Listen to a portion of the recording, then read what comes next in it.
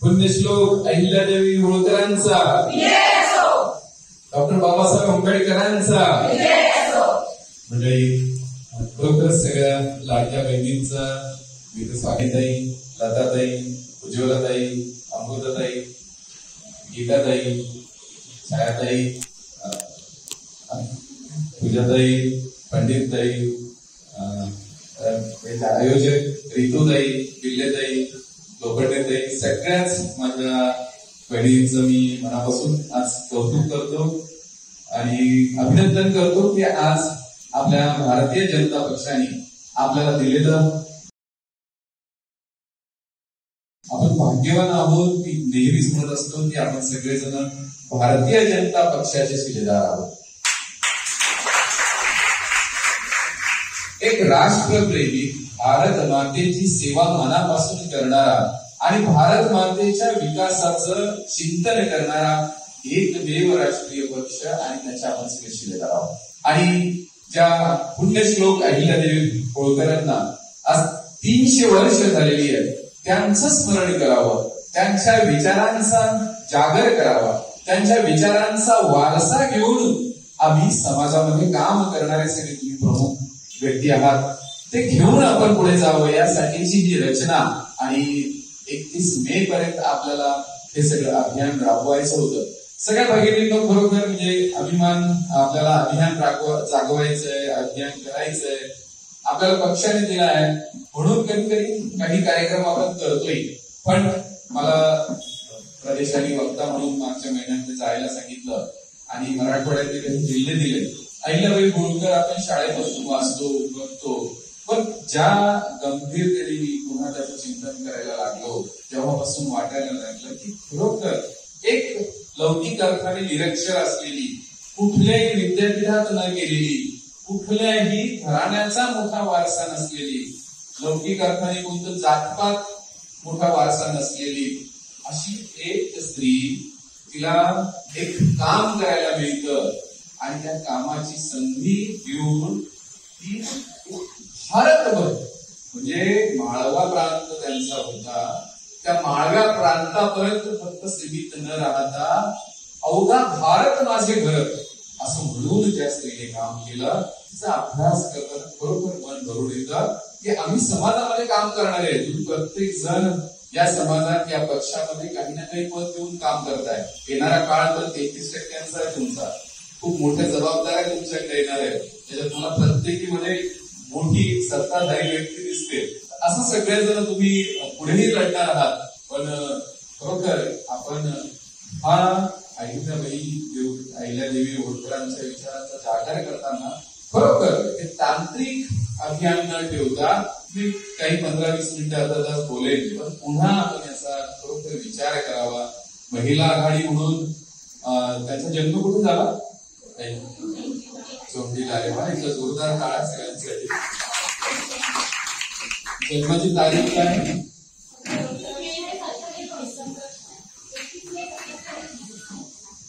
बरोबर आहे. कुठे येते चौंडीला? अहिल्यानगरला आहे.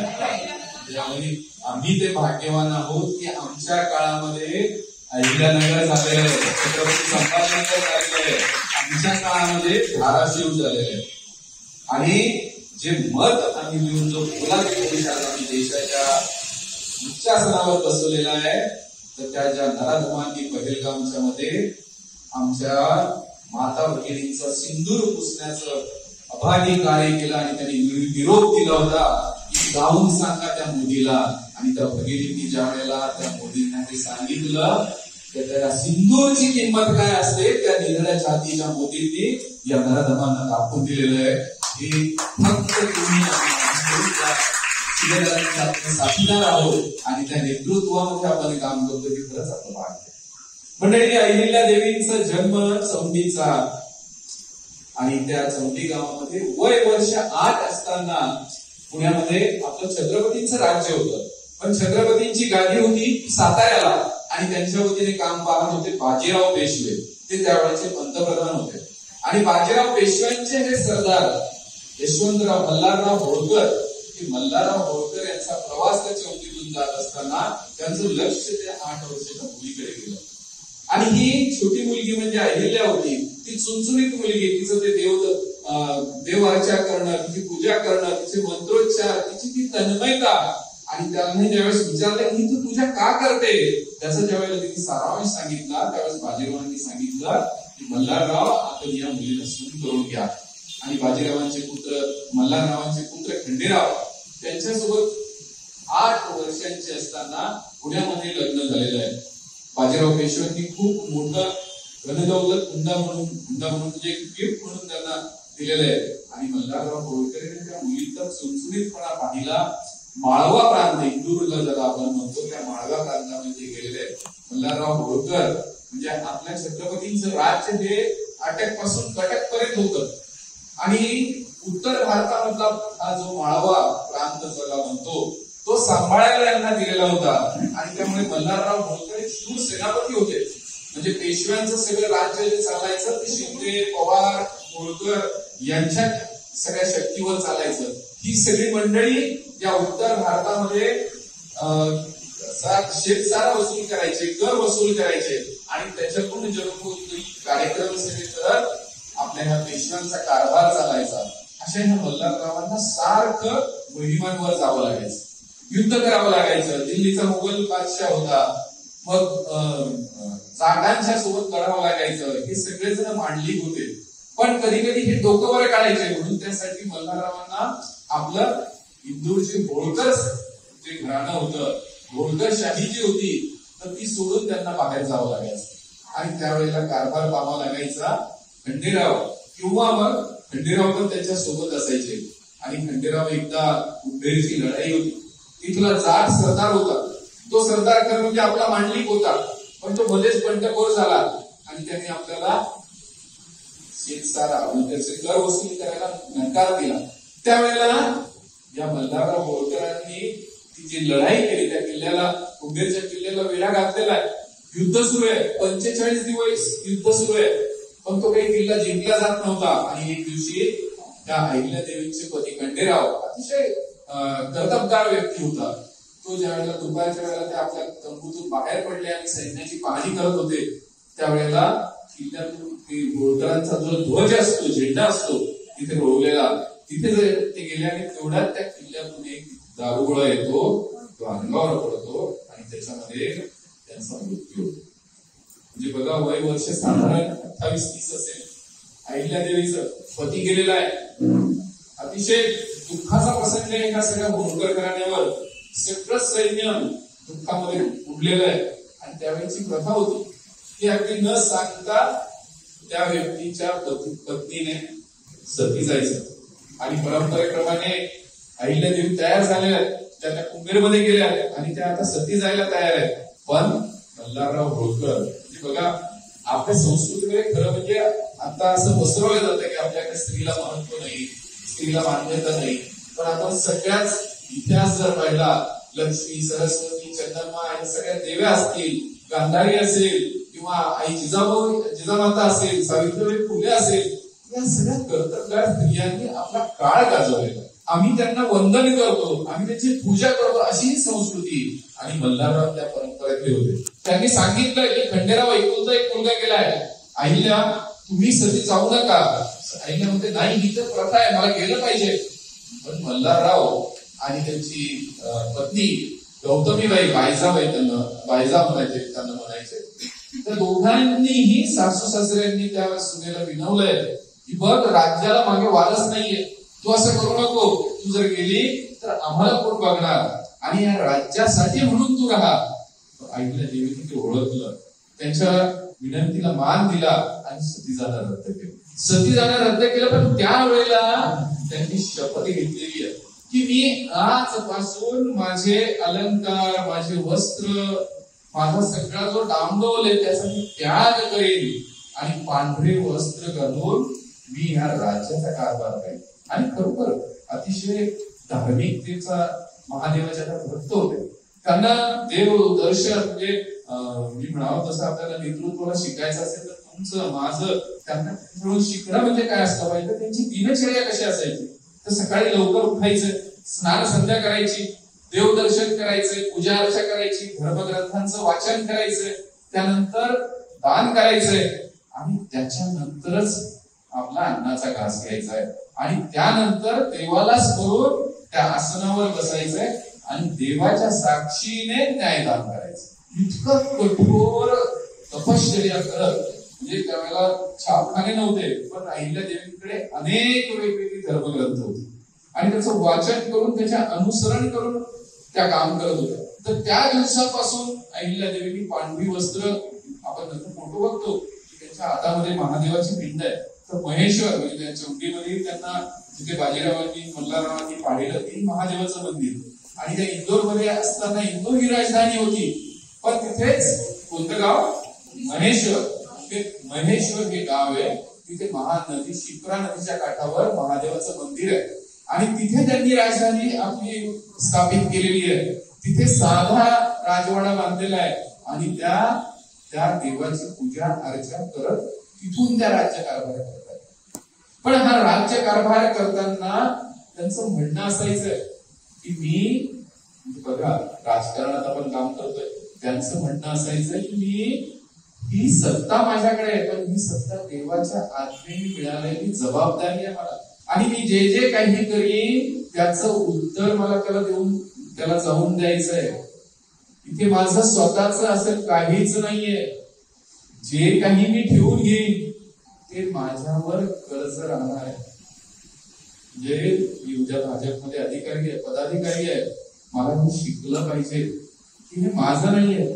माझी जबाबदारी पक्षाने दिलेली, पक्ष वाढवण्यासाठीची जबाबदारी आहे. मी स्वतः कोणीच नाहीये. ते पद हे मला मिळवण्यासाठीच नाहीये, तर मला माझं संघटन वाढवत राष्ट्र प्रथम, या राष्ट्राचं काम करत जगणं याची मला ती जबाबदारी. आणि म्हणजे आता आपण सोशल मीडिया हे सगळं बघतो आणि माझं नाव आलं पाहिजे, माझं कौतुक झालं, ताईंनी माझं खूप कौतुक केलं, मी एवढा मोठा नाहीये, पण त्या नावासाठी आपण लढतो. आणि त्या महाराणी होत्या, पण त्यांना कधीही आपलं कौतुक केलेलं आवडायचं नाही. एकदा असंच एक कविराज त्यांच्या दरबारात आले आणि त्यांचं कौतुक करून त्यांचं एक काव्य त्यांच्यावर केलं. तर त्यांनी सांगितलं, नाही कविराज, आपली जी वाणी आहे, आपला जी विद्या आहे, ती विद्या या समाजासाठीच साहित्य निर्माण करण्यासाठी आहे, माझं कौतुक करण्यासाठी नाही. म्हणजे सगळं सोडून द्यायचं.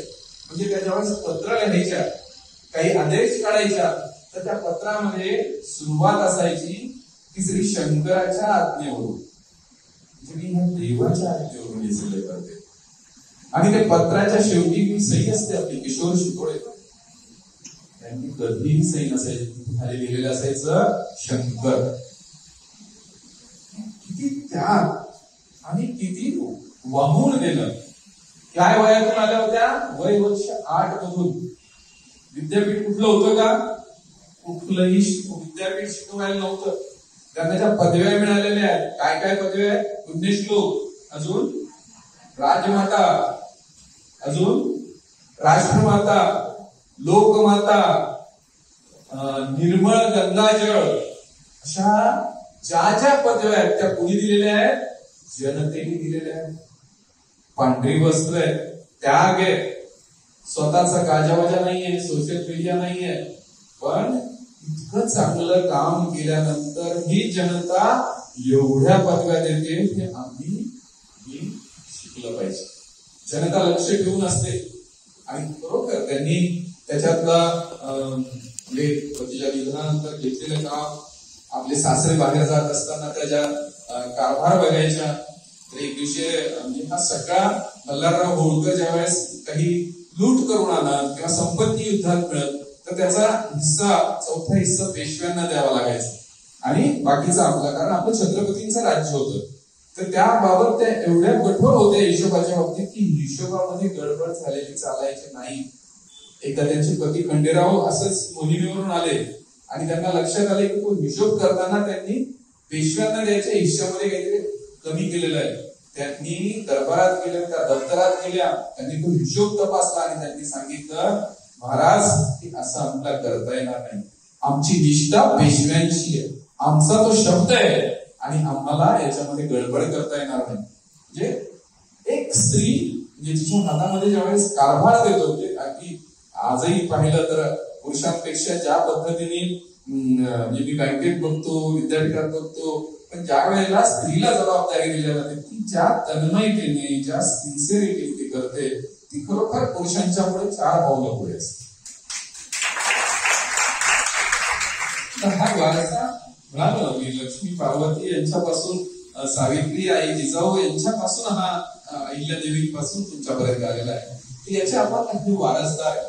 म्हणजे ज्या वेळेला विधवांची प्रथा त्या बंद करू शकल्या, पण विधवा जायचं कोणाला, आपल्याला सती जायचं कोणाला नसेल तर त्या व्यक्तीच्या पाठीशी द्या की तू नाही जायचं ना तुला, तर मी तुझ्या पाठीशी येऊ. त्यावेळेचा समाज खूप अवघड होता. म्हणजे त्यावेळेस स्त्रियांना शिक्षण नव्हतं. त्यावेळेला म्हणजे दत्तक घेता येत नव्हतं की विधवा स्त्री आहे, तिला संपत्ती ठेवायची तर तिची संपत्ती जमा करून घेतल्या जायची, तिला स्वतःची संपत्ती ठेवता येत नव्हती. ज्या महिला सबलीकरणाच्या गोष्टी आता आपण करतोय त्याच्यामध्ये अहिल्यादेवींनी ही संपत्ती त्या विधवेला ठेवता येईल ही तरतूद कायदा करून केली.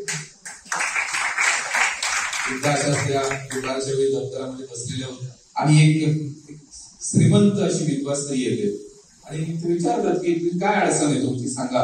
तर त्या सांगतात की मला दत्तक घ्यायचं आहे त्यावेळेला, आणि माझे सगळे नातेवाईक जे आहेत ते मागे लागले की तू दत्तक घे पण आमचाच मुलगा घे. तिच्याकडे संपत्ती खूप होती. मग ती म्हणाली तुला काय अडचण आहे, तर ती म्हणाली मला त्यातला कुणाचाही मुलगा घ्यायचा नाही. तर मग कुणाचा मुलगा घ्यायचा आहे, तर म्हणजे मला माझ्या मोलकरणीचा मुलगा घ्यायचा. आणि अहिल्यादेवींनी तिला ती परवानगी दिली. ती परवानगी देऊन तिला सोबत संरक्षण दिलं, सैन्य दिलं, त्या मुलांना तो कार्यक्रम करून नजराणा दिला आणि त्याच्या पाठीशी उभे. म्हणजे हा आमूलाग्र बदल करणं ही खूप मोठी गोष्ट त्यांनी त्या काळामध्ये केलेली आहे. एका 4 ब्राह्मण येतात आणि त्यांचं त्या भेटीला येतात तक्रारी, म्हणजे त्यांचा जो दप्तर असायचं, दरबार असायचा, त्याच्यामुळे कुणीही त्यांच्याकडे येऊ शकत होतं. म्हणजे त्या दुपारचं जेवणाला त्यांच्यासोबत 300 जण असायचे आणि त्या म्हणजे त्यांनी देशभरात चालवलेली अन्नछत्र ही तर प्रसिद्ध आहे, पण त्या कधीही दुपारचं भोजन त्या 300 जणांच्या शिवाय घेत नव्हत्या. आणि त्याच्यामध्ये शेतकरी, कामगार, मजूर अशी सगळी समाजातल्या शेवटच्या घटकाची माणसं पंक्तीला असायची. त्यांच्याशी बोलणं व्हायचं आणि त्यांच्याकडून राज्यात खरं काय चाललंय हे कळायचं. म्हणजे आपल्यासाठी शिकायला पहा, आम्हाला नेता व्हायचंय, आम्हाला समाजात जायचंय, आम्हाला निवडणुका करायच्या आहेत, पण आमचा शेवटच्या घटकाचा कनेक्ट नसतो. आम्ही शेवटच्या व्यक्तीपर्यंत नसतो. आम्ही वरचं रिपोर्टिंग घेतो आणि जसं लोकसभेला झालं गडबड होते की खाली काय चाललंय. पण अहिल्यादेवींचं हे हा गुण जो आहे तो खरोखर विलक्षण. आणि ते 4 जण येतात आणि ते सांगतात की मुलीचं लग्न करायचं. मग काय अडचण आहे, नाही पण मुलीचं लग्न करायला आमच्याकडे हुंडा नाहीये, म्हणजे संपत्ती नाहीये. तर ते म्हणाले देऊ नका. नाही हुंडा नाही दिला तर लग्न कसं करायचं, ती प्रथा होती ना, ते देणं सुद्धा एक त्यावेळेला मान्यता होती. आणि गरीब असल्यामुळे लग्नही होत नाहीये. तर त्यावेळेला त्यांनी हुंडा बंदीचा कायदा केलेला आहे आणि त्यापासून हुंडा घेणं जसं गुन्हा आहे तसा घेणाऱ्याचा पण त्यालाही त्याच्या दुप्पट रक्कम त्यांनी परत दरबारात भरावी लागायची जर कोणी हुंडा घेतला तर. म्हणजे हा बदल समाजाच्या विरोधात जाऊन एका महिलेने घेणं ही खूप कौतुकाची आणि अभिमानाची गोष्ट आहे. म्हणजे हे सगळं राज्य उभेराव गेलेले कमी वयामध्ये. त्याच्यानंतर मल्हारराव होळकर जे आहे एक खंबीर पुरुष, मोठा दिग्गज धुरंधर असा आपला हा पराक्रमी सरदार आपल्या राज्याचे होते. त्यांचं निधन झालेलं आहे. त्याच्यानंतर एकुलता एक मुलगा, मुक्ता नावाची त्यांना मुलगी आहे आणि मुलाचं नाव काय, मालेराव. हा मालेराव पण लहान असतानाच वारलाय. म्हणजे बघा किती संकट आहे. घरामध्ये आता कुणीही पुरुष नाही, मुक्ता फक्त मुलगी आहे आणि अशा परिस्थितीमध्ये त्यांचं काम चाललेलं आहे. मग त्यांचा गंगोबा नावाचा त्यावेळेला दिवाणजी असतो, तर त्यावेळेला ते बघतात की आता घरामध्ये पुरुष नाहीये आणि स्त्री तर ते राज्य चालवत नाही, फक्त त्या बाजूला बसून हा कारभार सुरू होता. पेशव्यांनी त्यांना त्या सत्ताधारी म्हणून जाहीर पण केलेलं नव्हतं. मग आता त्या गंगोबांची नियत फिरते आणि राघोबादादा जे पेशव्यांचे काका, त्यांना तिकडे पेशवाई पाहिजे असते, पण त्यांना माहित असतं की जे माधवराव पेशवे बसले त्यांना काढायचं असेल तर त्यांना शक्ती देणारा कोण आहे, ते होळकर घराण्याचं सैन्य आहे, पवार घराण्याचं सैन्य आहे, शिंदे घराण्याचं सैन्य आहे. तर यांच्यातून होळकरांना जर आपण कट केलं आणि आपण ही होळकरशाही जर आपल्याकडे घेतली तर आपल्याला पेशवा होता येईल. म्हणून ते राघोबा दादा त्या गंगोजीला मिळतात आणि ते सैन्य घेऊन निघतात. पण बघा, एक स्त्री आपल्याला वाटतं की घरात बसते, काही कळत नसतं, पण मी जसं म्हटलं की दुपारची व्यवस्था छत्रपती शिवाजी महाराजांचं जसं बहिर्जी नाईकांचं हेर खातं होतं, तसं अहिल्या देवींचं पण हेर खातं अतिशय चाणाक्ष होतं. त्यांच्यापर्यंत ही बातमी पोहोचते, त्यांना कळतं की हे गंगोजी आपला इकडे फुटलेला आहे आणि मग त्या आता सैन्य तर त्यांचं मोठं आहे, मग काय करायचं. तर त्या शिंदे घराण्याला, पवार घराण्या जे बाजूचे राज्य आहेत त्यांना पत्र लिहून त्यांचं सैन्य मागवतात. त्यांनी अतिशय चांगले संबंध बघा शेजारीचे ठेवलेले आहेत. पुन्हा आम्हाला शिकण्यासारखा गुण आहे की आम्हाला काम करायचं असेल तर आमच्या आजूबाजूचे संबंध चांगले पाहिजे. अडचणीच्या वेळेला हे कामाला येतात. तर त्यांना ते सैन्य आलेलं आहे आणि ती महिला अहिल्यादेवी हे संकट ओळखून त्यांनी 5,000 स्त्रियांची सैन्याची टोळी निर्माण करणारी आमची पहिली धुरंधर रणरागिणी. 5,000 स्त्रियांना शस्त्राचं प्रशिक्षण दिलंय, त्यांना सैनिक केलेलं आहे.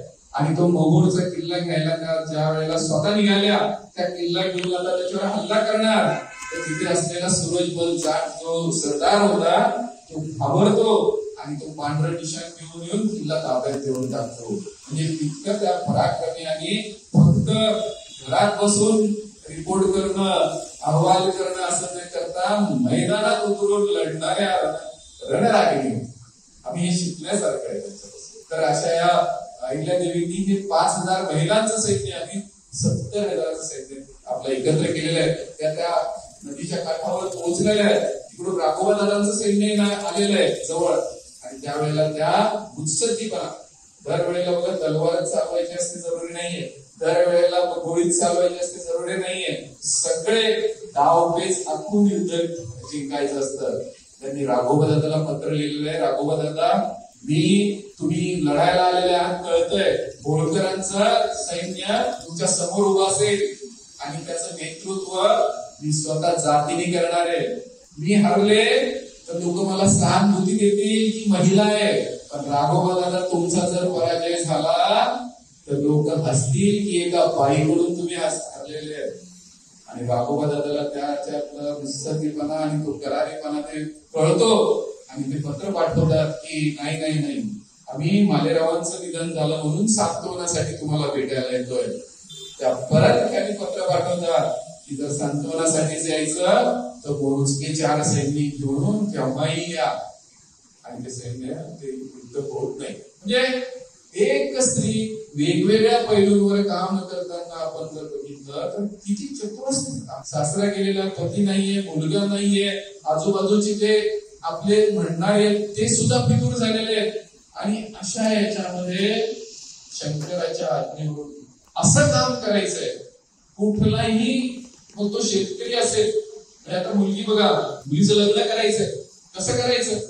आपल्या पुरातनात वगैरे आपण ते वाचायचं, कोणता विवाह करायचे, स्वयंवर. काय उद्देश होता त्याचा की करतात का वीर, म्हणजे त्याच्यामध्ये सर्व गुण संपन्न असलेला जावई किंवा पती आपल्याला मिळावा ही रचना त्या आपल्या संस्कृतीत आहे.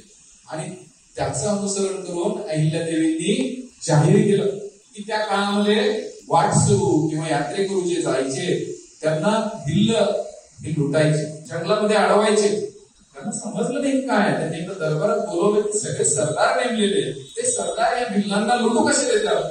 पण त्यांना लक्षात आलं की आपण नेमलेले सरदार सुद्धा फितूर आहे. ते भिल्ल जे लुटमार करतात ते त्याच्यातली वाटा त्या सरदारांना लिहून देतात. आणि त्यांनी कडक ताकीद दिली की जर याच्यात कुणी सरदार मला सापडला तर त्याची गय केली जाणार नाही. पण त्याचसोबत मी आवाहन करते की याच्यातला जो कोणी युवक या भिल्लांचा बिमोड करेल, बंदोबस्त करेल, त्या युवकाला माझी मुलगी मी विवाह करून देईल.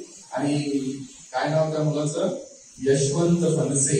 यशवंत फणसे नावाचा युवक पुढे येतो आणि तो सांगतो, मी आव्हान घेतो, त्याला सगळ्या सैन्य सुई दिल्या जातात, तू त्या मोहिमेवर जातो आणि या सगळ्या किल्ल्यांच्या नायकांना धरून दरबारात घेऊन येतो. बाकीच्यांना असं वाटतं की राणी साहेबांनी काय घोषणा केली, मुक्ताबाई राजकन्या आहे, हा यशवंत फणसे कोणत्या जातीचा माहित नाही, त्याचं घराला माहित नाही, तो माहित नाही, त्यांनी ते आता नायक धरून आणलेले आहेत, आता त्याच्याशी लग्न करणार. आणि बघा ते नायक समोर आलेले आहेत, त्यांनी माना खाली घातलेले आहे, त्यांना आता वाटतंय की आपण काही खूप दिवस गुन्हा करतोय, आता महाराणी आपल्याला कडक शासन करणार, हे दंडाची शिक्षा देणार, हातपाय कलम करणार. ते घाबरलेले आहेत. त्यावेळेला अहिल्यादेवी विचारतात, तुम्ही हे का काम करता, तुम्ही ही लुटमार का करता? त्यावेळेला ते नायक सांगतात की राणीसाहेब, आमच्याकडे कोणतंही शिक्षण असं नाही, आमच्याकडे कोणती कलाविद्या अशी नाही की जिच्याचा वापर करून आम्ही आमचं पोट भरू. सगळं दरबार ऐकतोय बघा, त्यांना वाटतं की राणीसाहेब रागवतील आणि यांना मोठी शिक्षा सुनावतील. त्यावेळेस अहिल्यादेवी सांगतात की आजपासून तुम्ही हा व्यवसाय बंद, आणि तुम्हाला आता नवीन काम दिलं जातं की तुम्ही जे वाटसरू, जे यात्रेकरू येतील त्यांना जंगलातून रस्ता दाखवण्याचे काम तुम्हाला देण्यात येतं. आमच्या पंतप्रधान नरेंद्र मोदींनी किमान कौशल्यावर आधारित काम दिलेलं आहे का, हा वारसा तिथून घेतलेला आहे की त्यांच्यामध्ये त्यांना रस्ता माहित आहे, ते शूर आहे, त्यांच्यामध्ये शक्ती आहे, त्यांच्या शक्तीचा वापर या वाटसरूंना यांना करू आणि ते तुम्हाला मोबदला देतील आणि तुमची रोजीरोटी चालेल. एवढंच करून थांबलं नाही तर त्यांनी भिलवणी नावाचा कर तयार केलेला आहे आणि या लोकांना नायक ही पदवी दिलेली आहे. काय पदवी दिलेली आहे? नायक. म्हणजे ज्यांना दंड द्यायचा आहे, ज्यांना शिक्षा करायची, त्यांना रोजगार दिला, त्यांना समाजामध्ये सन्मानाने जगण्याची व्यवस्था सुरू केली, त्यांना पद दिलेलं आहे. आज आमचं भारतीय जनता पक्षाचं राज्य, आमची सत्ता, आमचे माननीय देवेंद्रजी फडणवीस साहेब, आमचे पंतप्रधान नरेंद्र मोदी साहेब यांच्या सगळ्या योजना जर तुम्ही बघितल्या तर अनुसूचित जातीचे, वंचित घटकांसाठीला पायावर उभं करणारे, रोजगार देणाऱ्या सगळ्या योजनांचा कामाचा कुठून येतो तर हा तिथून मंडळी. खरोखर ते चरित्राचा तुम्ही जर अभ्यास करत गेला तर तुम्हाला लक्षात येईल की तुमच्यामध्ये कुणीही कमी नाहीये की याचं आचरण करायला तुमच्यामध्ये कोणती उणीव आहे. कुणीही तुमच्यापैकी नाही. फक्त आम्ही ठरवलं पाहिजे की आम्हाला हे आचरण करून आम्ही ज्या पक्षाचे शिलेदार म्हणून समाजामध्ये वावरतो आहोत त्याला आमची जबाबदारी अहिल्यादेवींना डोळ्यासमोर ठेवून आम्हाला किती चांगली करता येईल. म्हणजे सगळ्या महिला आघाडी, सगळ्या अमृतताई, उज्ज्वलाताई, सगळ्यांना मला सांगावं वाटेल की चौंडीची सहल आपण नक्की केली पाहिजे. महेश्वराची सहल आम्ही नक्की काढली पाहिजे. आमच्या मुलांना, मुलींना घेऊन जाता आलं. आम्ही जे समाजामध्ये आता पुण्याचं प्रकरण बघतोय हे कशाचं परिपाठ म्हणजे तर चूक त्यांची नाहीये. मला वाटतं पालक म्हणून आम्ही कुठे कमी पडतोय का? आपल्या कुटुंबातला ओलावा कुठे संपलाय का? आपल्या कुटुंबात मुलांनी आमच्याशी बोलावं, आमच्याशी चर्चा करावी असा वेळ आम्ही त्यांना देतोय का? मला वाटतं त्या मुलांची चूक नाहीये. की ज्या वेळेला त्यांच्या मनात निर्माण होणारी विकृती बाहेर जाऊन होतात त्याच्या अर्थ त्यांना घरामध्ये जो मायेचा ओलावा आहे, संस्काराचा ओलावा आहे तो द्यायला मी कमी पडतो. मला माझं चिंतन करावं लागेल की मी ज्या पक्षाचा शिलेदार म्हणतो, मी समाजात जाणारे म्हणतो, पण मी कसा वागतो. अहिल्यादेवींचं विचारांचं जागर करतो, पण तो विचार माझ्या आतमध्ये मी एक कणभर जरी येऊ दिला तर मला वाटतं ज्या विचाराने, ज्या अपेक्षेने समाज माझ्याकडे बघतोय तो खरा करण्याची ताकद आमच्या प्रत्येकावर. आणि म्हणून आपण पक्षाने केलेला हा कार्यक्रम सांगायला खूप आहे. अजून तुमचंही मनोगत जायचंय, मला पुढच्या व्याख्यानाला जायचंय. खरोखर म्हणजे ही सहल मी स्वतः ठरवलंय, पण तुम्ही मातृशक्ती म्हणून या आई जिजाऊच्या, सावित्रीच्या लेखी तुम्ही आहात. तुम्ही आवर्जून हा प्रकल्प 50 जणी होतील किंवा 4 जणी होतील, पण जाऊन मला पद कोणतं मिळेल, काय जबाबदारी मिळेल, काय करेल ते होत राहील. पण व्यक्ती म्हणून मी जगताना माझ्या मनाला समाधान मिळावं असं काम ती करण्यासाठी या स्मारकांना जाऊन आपण नक्की आलो पाहिजे. तुम्हा सगळ्यांना भावी जीवनासाठी शुभेच्छा देतो आणि थांबतो. धन्यवाद.